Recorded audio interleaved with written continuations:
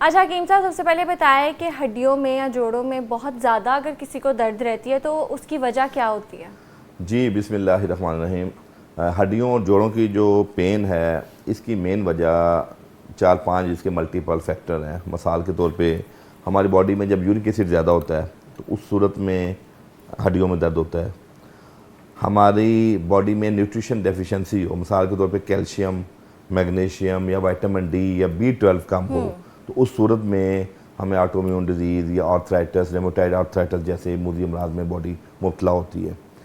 तीसरे नंबर पे जब आपकी खुराक के अंदर बहुत ज़्यादा आप ठंडी चीज़ों का इस्तेमाल करते हैं और बादी चीज़ों का इस्तेमाल करते हैं या मुरगन चीज़ों का इस्तेमाल करते हैं कसरत से, चावल है, लस्सी है और माश की दाल, चने की दाल, नान चने, तो उस सूरत में आपकी बॉडी में रिहाई दर्दें भी आती हैं और जॉइंट्स के अंदर भी पेन आना शुरू हो जाती है और यूरिक एसिड भी उससे बढ़ता है। यूरिक एसिड वैसे बढ़ता क्यों है? यूरिक एसिड ज़्यादा प्रोटीन लेने से, बाज़ औक़ात आपकी जो प्रोटीन है वो प्रोसेस नहीं कर पाती बॉडी और वो आपका ब्लड में शामिल होना शुरू हो जाता है और वो यूरिक एसिड जो है ना आपका इंक्रीज़ कर जाता है और वो 7, 8, 9 तक चला जाता है, जो कि सवेर आपको पेन का बायस बनता है। विटामिन डी की कमी से आपकी पूरी बॉडी असाबी निज़ाम आपका थक जाता है। मैग्नीशियम की कमी से असाबी निज़ाम का एक उनका ढांचा है, आपकी बॉडी हर वक्त थकी थकी रहती है। इसी तरह कैल्शियम कम होता है तो आपकी बोन्स डेंसिटी जो हड्डियों की है वो वीक हो जाती है और आप जो है ना चलते हैं तो आपको बाज़ औक़ात हील के नीचे, पाँव के नीचे दर्द शुरू हो जाएगी। आप सुबह उठते हैं तो आपको किसी ना किसी बाजू में, गर्दन के शोल्डर में आपको पेन शुरू हो जाएगी। तो ये बहुत से फैक्टर्स हैं, लेकिन इसके अंदर खुराक का बड़ा अमल दखल है। और तीसरा और आखिर में जो सबसे अहम चीज़ है वो स्ट्रेस है। जब आप अपनी ज़िंदगी में किसी भी मामले में, सेगमेंट में बहुत ज़्यादा टेंशन लेते हैं, स्ट्रेस लेते हैं, तो हमारी ब्रेन के अंदर हार्मोन्स है कार्टिसोल। कार्टिसोल आपकी इम्यूनिटी को इन्हांस करता है, लेकिन स्ट्रेस की हालत में वो कार्टिसोल आपके मजाज के बरखिलाफ काम करना शुरू कर देता है। देखिए 3 चीज़ें होती हैं ना, जैसे WBC वाइट ब्लड सेल हैं, रेड ब्लड सेल हैं, प्लेटलेट्स हैं।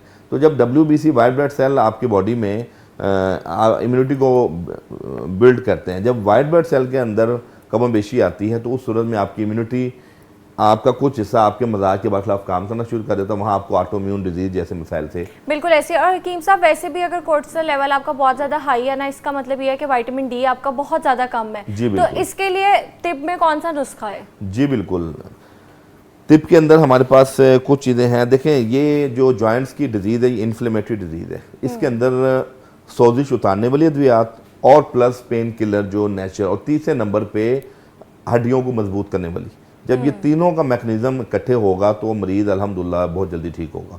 मिसाल के तौर पे अभी आपने बताया कि विटामिन डी बॉडी में कम हो जाए, तो हमारे पास एक दवाई है असगन नागुरी, ये आप देख सकते हैं, असगन नागुरी, जिसको पूरी दुनिया के अंदर अश्वगंधा के नाम से इसको एंटी डिप्रेशन का भी इलाज कहा गया है कि ये डिप्रेशन, एंजाइटी की जो है ना शफा कुन जड़ी बूटी है। और जोड़ों के अमराज में सोशल मीडिया पे भी बहुत ज़्यादा वायरल है। जी, सोशल मीडिया में बहुत ज़्यादा वायरल है, लेकिन फिर वही बात है कि हम एक इंग्रेडिएंट्स को सुन तो लेते हैं, उसका सही इस्तेमाल एक आपको तबीब बता सकता है कि इसको किस कम्बिनेशन के साथ और किस यूनिवर्सल डोज के साथ आपने इस्तेमाल करना है। अब हम लोग लकीर के फ़कीर हैं, सुनते हैं और खाई जा रहे हैं और फिर कहते हैं हमें असर नहीं हो रहा। और फिर कुछ चीज़ें ऐसी हैं जिनको आप अकेला इस्तेमाल करते हैं तो वो बेनिफिट नहीं मिलता, उसके साथ अल्लाह पाक ने कोई ना कोई बदरका रखा है। एक दो जब जड़ी बूटियाँ साथ अटैच होती है ना, तो फिर वो असर जो है ना तीरे बदफ होता है और सोने पे सुहागा होता है। तो ये चीज़ें सिर्फ अवामुन नास के लिए हैं। ये असगन नगुरी, इसको कैसे इस्तेमाल जी, ये आपने एक छटांग ले लेनी है, असगन नगुरी। इसी तरह एक दवाई है सुरंजान शीरी, ये जॉइंट्स के लिए होती है और हमारे जितनी हर्बल के अंदर कराबादीनी नुस्खे हैं उसमें एक मजून सुरंजान है, उसका मेन जो इंग्रेडिएंट है वो ये है। और इसके जो कॉन्स्टिट्यूएंट हैं वो आप यकीन कीजिए एंटी इन्फ्लेमेटरी हैं, पेन किलर हैं, आपकी सोजिश को उतारते हैं आपके। और वैसे भी कोर्टिसोल लेवल हाई हो ना तो ब्लोटिंग, इन्फ्लेमेशन बहुत ज़्यादा हो जाती है बॉडी में। वो तो देखिए ना, जब आपको एंजाइटी होती है तो उस सूरत में भी मस्कुलर एंजाइटी के साथ ये चीज़ें, ये सिम्टोमेटिक चीज़ें हैं, पर ये जो दवाइयाँ ये मर्ज के असबाब को दूर करती हैं, जिससे आपके जोड़ों के अमराज से आपको शिफा मिलती है। सुरंजान शीरी, 2 चीज़ें होगी, ये भी आप एक छटांग देंगे। तीसरे नंबर पे है सालिब मिस्री, ये आप देख सकते हैं, सालिब मिस्री, ये सिर्फ प्योर जड़ी बूटियाँ हैं। ये आपकी समझ लें बाइंडिंग एजेंट, जो हड्डियों को जोड़ती हैं, हड्डियों को मजबूत करती हैं। और आपकी जिन लोगों को कमर दर्द है, मोरों का मसला है, उसके अंदर इसका अकेला पाउडर भी ½ टीस्पून गर्म दूध के साथ बेहतरीन चीज़ है। ठीक है। और चौथे नंबर पे जिसको हम कहते हैं सुंड, जंजबील भी कहते हैं, सूखा अदरक। जब आप अदरक को सुखा लेते हैं तो वो खुशक उसकी ये कंडीशन होती है।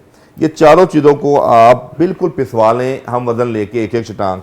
और जिन लोगों को जोड़ों का मसला है, चाहे वो विटामिन डी की वजह से है या जिनके कमर या मोरों का मसला है, न्यूट्रिशन डेफिशिएंसी की वजह से, 2 टाइम्स ½ टीस्पून दूध के साथ लें।